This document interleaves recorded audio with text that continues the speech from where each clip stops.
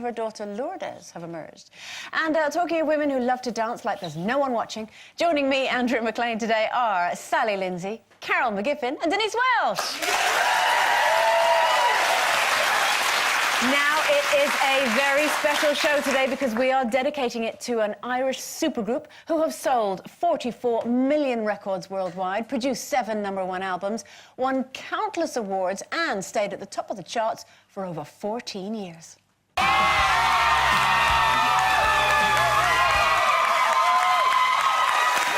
Yes, today's show is all about Shane, Nikki, Mark and Cian, the amazing Westlife!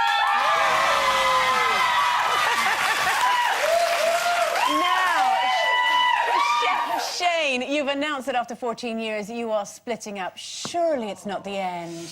Unfortunately, it is. Not till next summer, obviously, after the farewell tour. But yeah, it's next summer will be the end, unfortunately. Well, we're going to make the most of you while we've got you. And Mark, we're delighted that we have got you all here today. What are you going to perform for us? We're doing 2 songs today, extra special. We're doing Fly Without Wings and our brand new single, Lighthouse. Good, good. Well, we look forward to catching up with all the boys later. But for now, ladies and gentlemen, it is Westlife!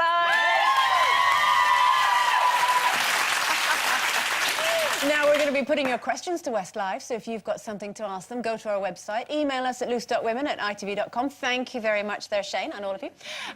Go to our Facebook page or tweet us using the hashtag #LooseWomen. Make sure you get in touch by You're Very Good by 1:05 p.m. today. That's Monday, the 14th of November. Where, do you know, they should bring back Wheel of Fortune. They should bring back.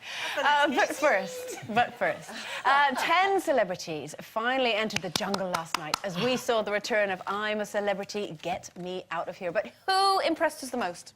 Oh, I just love that programme. I think it's fantastic. Well, obviously, as everybody knows, Anthony Cotton's one of my best friends, and for 10 years I've been friends with him, and he's always been petrified, I mean, pathologically petrified of heights and getting on a plane. Right, okay. As in, he needs to take like a little bit of Valium or a martini to just, you know. I couldn't believe, I mean, all our friends were texting, I couldn't believe he did that. So I've got to say, Ant, well done, you were fantastic. And I thought when they got down there, and Fatima impressed me, Anthony Cotton and Fatima. Fatima was amazing. Did you see her make those beds up? Yeah. They went, oh, we're not sleeping in here, don't worry, I'll just whip 6 beds up. And she went round, like it was IKEA, cutting a few trees down, and da-da, and I thought, what a woman, amazing. I think there's already a bit of a power struggle, though, because, you know, Anthony, I feel like he wants to take charge. Mark definitely wants to take charge. Yeah, and Fatima, you know, she's just a natural leader. You know, she did just sort it all out, didn't she? But there is going to be a struggle for that. But Mark, I thought, you know, stop it. The way he sat on that thing last night, you know, with the way thing, and he turned around to the rest of the team and he went, right, come on then, team, do it for me. For me? What, for you? What? Why you? Who do you think you are saying that to a load of people who've been around like 100 years longer than you have? And I thought there is absolutely no surprise that he got voted to do the task. Do you know, I have to say, the one who I really like is Lorraine Chase. Oh, I think she's adorable. She's sort of bouncing around and singing to herself and chattering to herself, and I think she's really sweet, and I hope she does well. Well, I'm gutted because I was travelling home from the northeast last night, so I missed it. But my phone did then go at about 11 o'clock, beep, beep, beep, beep, beep, beep, beep, just as I was getting into bed, talking about my looky-likey Chrissy Rock. But the thing is, obviously I'm championing Chrissy. She's my mate, as is Anthony. But when I was in Benidorm, people think that I'm her. Maybe with my, you know, hair knots. Do you think? Well, yeah, but it's not now. And apparently she took her teeth out last night. So I hope that's not the moment when they went. I think Dougie's going to win, actually. Yeah? I think Dougie will win. He gets on my nerves. Now, he doesn't finish his sentence. Anyway. Speaking of Dougie, while some of the contestants skydived into the jungle, others had to canoe down a river. And disaster immediately struck for Stephanie Powers and Dougie from McFly as they capsized and both fell into the river. Now, it wasn't long before Stephanie was trying to take control and was shouting Dougie's name so much that he now wants to change his name. Follow my rhythm, all right? Okay.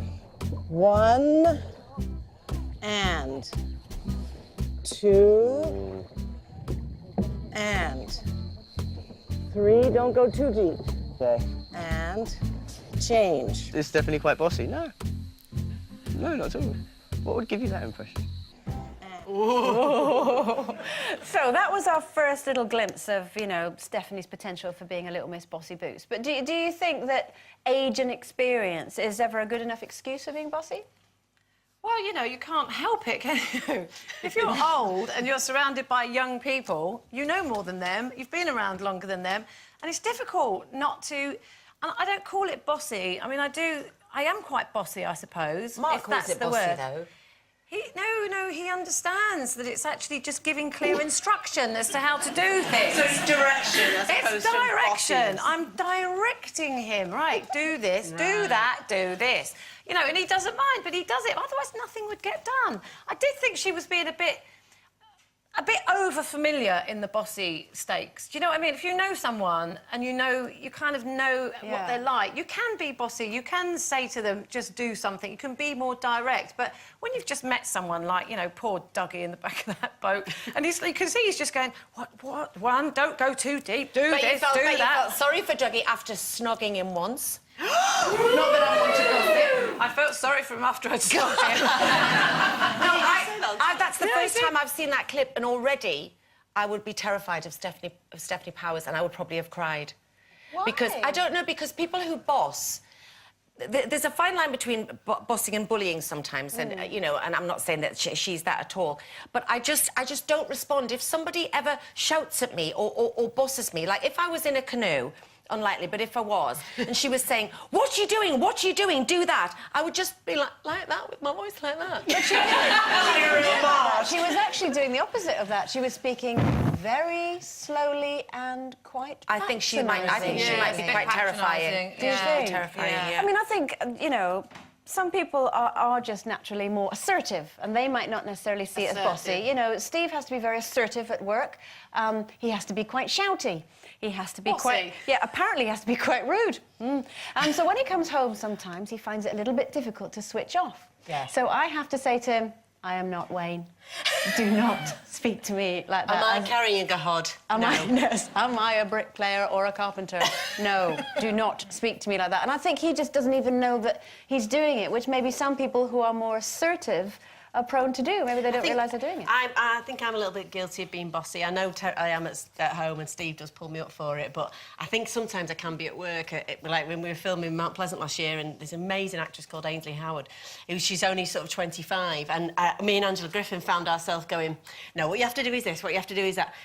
And then you have to check yourself and go, no, she really needs to learn for herself. I don't suppose that's not bossy enough. I mean, she was really appreciative of it, I think. My sister's or maybe she's really been bossy. nice. Debbie's really bossy. If you're listening, Debbie. My Debbie's sister really bossy. thinks I'm really bossy. Why would she think that? Because I went on holiday. I went on holiday with her once, and we were staying in the villa, and I was in the bath.